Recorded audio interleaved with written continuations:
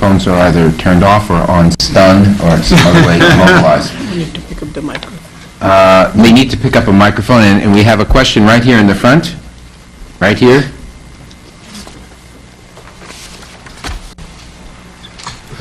My name is Vijay Saswal with ICAF. I guess one observation, very short observation. I feel there are obviously nuclear proliferation policymakers looking at it from a very sectarian point of view, and I can appreciate their perspective. And then there's the other side, which is taking a holistic view of, everything that goes in when the nation makes its security initiatives. And I think this debate will probably continue until maybe somebody is going to say there that the Department of Energy is out with the the new Global Nuclear Energy Initiative, and there will be policy folks can all put their energies there, and maybe this thing will go through. But my question is to Ambassador Kalochi, since you're what I consider master in cooperative agreements that come under the radar and don't need the approval of the U.S. Congress.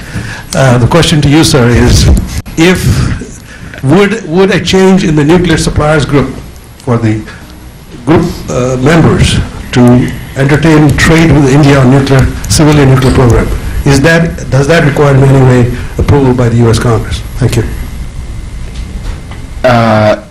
To my knowledge, not. I can't imagine why it would. If somebody wishes to correct me on the panel or elsewhere, then. But if in other words, the United States were to say that within the London Nuclear Suppliers Group, that it was going to adopt a different policy, would it have to seek congressional approval? I wouldn't have thought so. Does anybody want to correct me?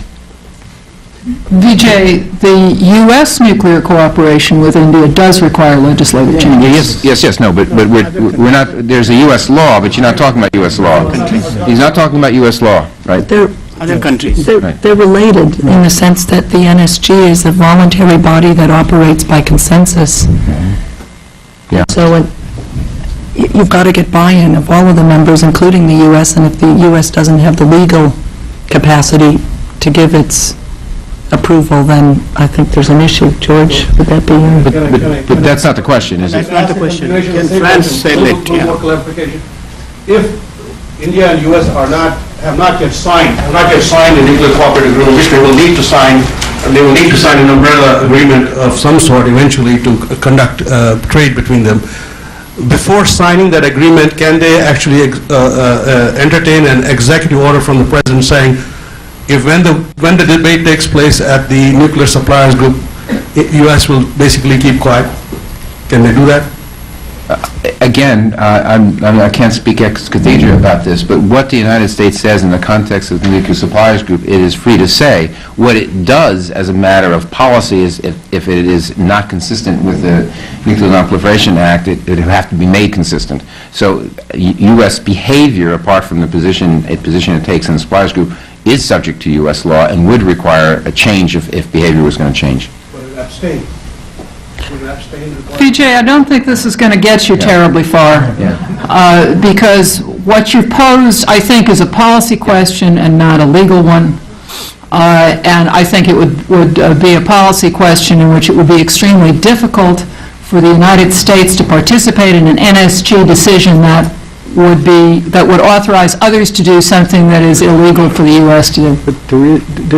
Go ahead, George. There is a legal issue, and may be irrelevant because Dr. Arunachal said India has no interest in getting French nuclear technology. But if that were to change, France is under legal requirement to abide by the Nuclear Suppliers Group. In other words, the European Union has adopted as its export control laws NSG guidelines, so that France or the UK can't sell nuclear technology to India unless and until the Nuclear Suppliers Group guidelines have been changed, and that requires agreement by all parties in the Nuclear Suppliers Group.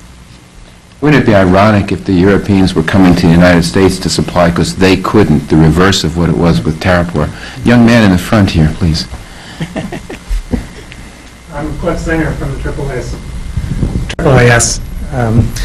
And my question has to do with asking India to do a moratorium on fissile materials production, which seems to me politically unrealistic in the Indian context for at least the next few years.